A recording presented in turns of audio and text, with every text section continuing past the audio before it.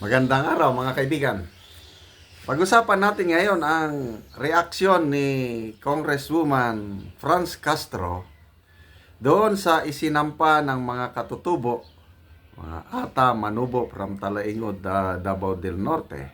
Sinampahan nila ng complaint sa Ethics Committee sa Kamara para either masuspend siya o matanggal kaya pagiging kongresista.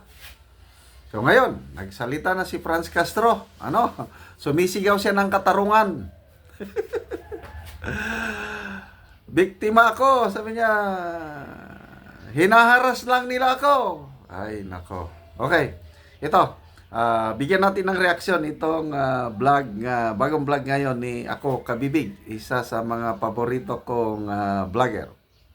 Salita na laban sa sinampa ng mga IP community sa House Ethics. Nako, nag-react si Franz Castro. Sabi niya, inaharas ninyo ako. Pumalag si Franz Castro. Hinaras te? Talaga te? Wala ba silang karapatan para magsampa ng reklamo laban sa'yo? Yan. Ang mga akala siguro ni Franz Castro na porke mga katutubong may ito, basta-basta na lang nila lulukuhin. Salamat kay Attorney Torion.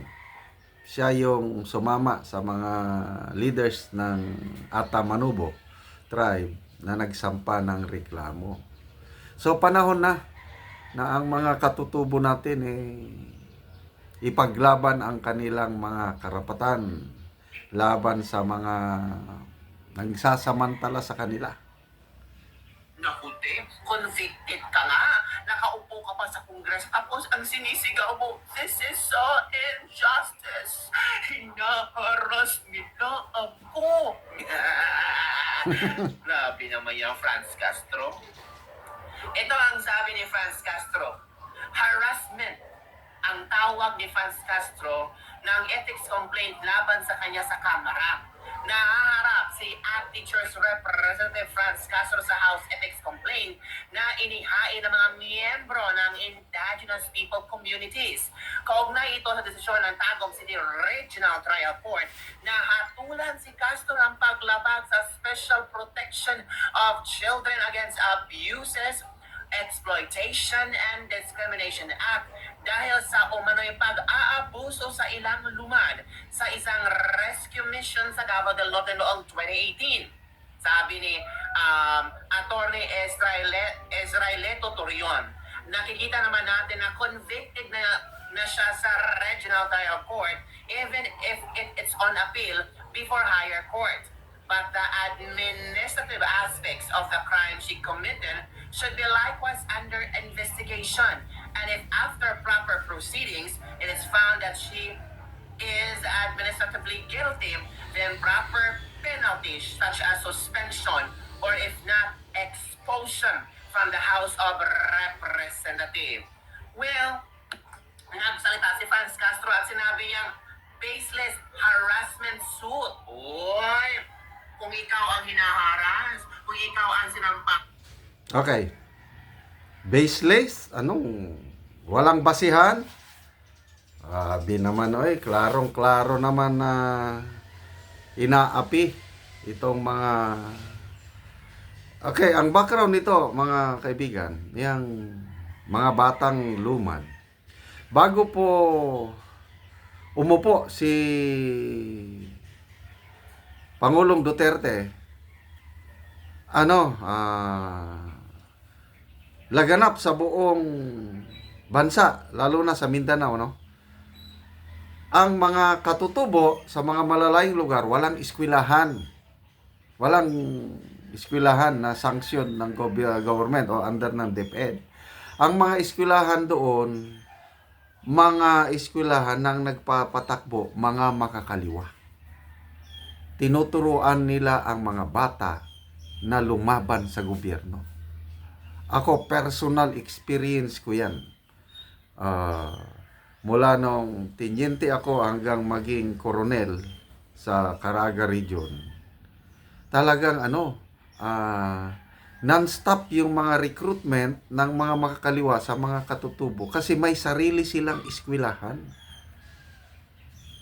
May experience ako mismo, mga bata na rescue namin doon sa mga eskwelahan.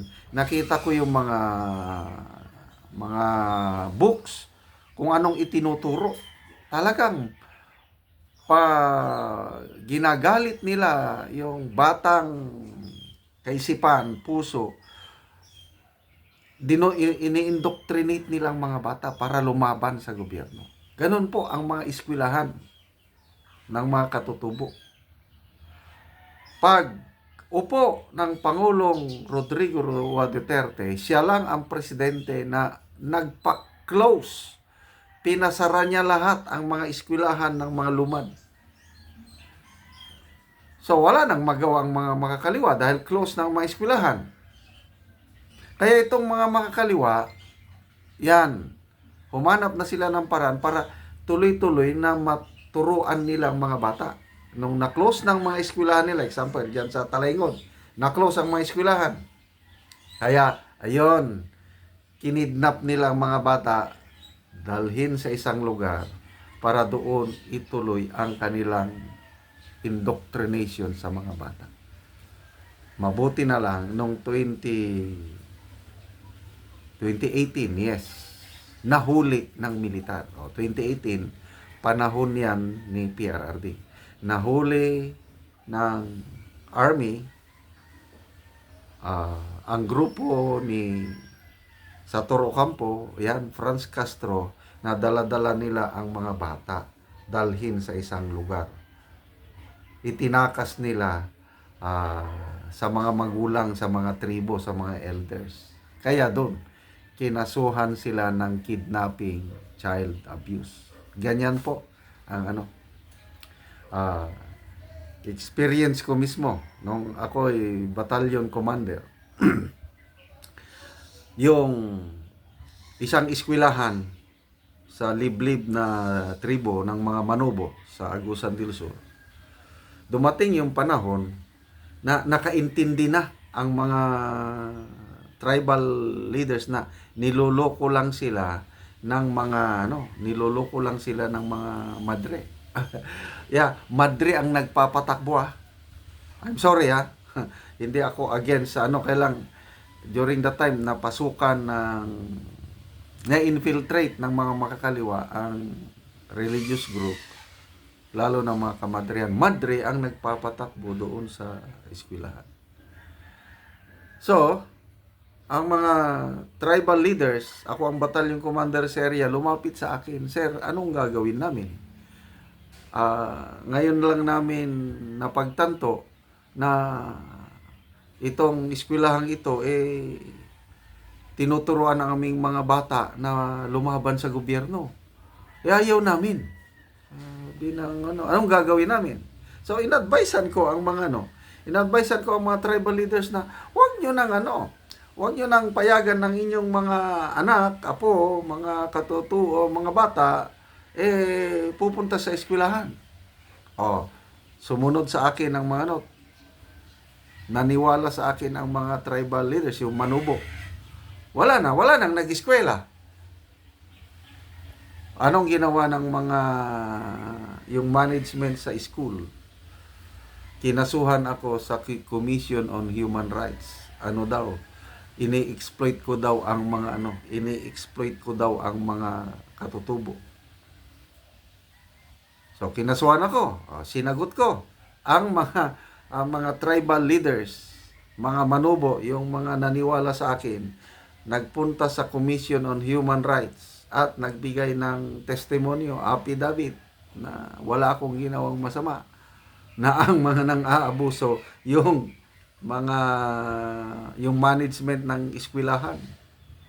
Ayun, na-clear ako na dismiss yung kaso sa akin na isinampa sa Commission on Human Rights. Ganon po yung nangyari dyan. Kaya naawa ako sa kalagayan ng mga katutubo natin, at mabuti ngayon at meron ng kagaya ng Attorney Sabilito Torion na nag-alalay sa kanila, nagpapay ng mga kaso. huwag tayong masyadong umasa na aaksyonan favorably ng Committee on Ethics. Alam na natin yung connection ng mga Makabayan Black sa Kongreso. Nagiging sikat na sila ngayon. But the fact na pinailan sila ng kaso, that's a good start. So, mabuhay ang mga Ata Manubo ng Talaingod, Davao del Norte. Yan, ipaglaban nyo ang inyong karapatan.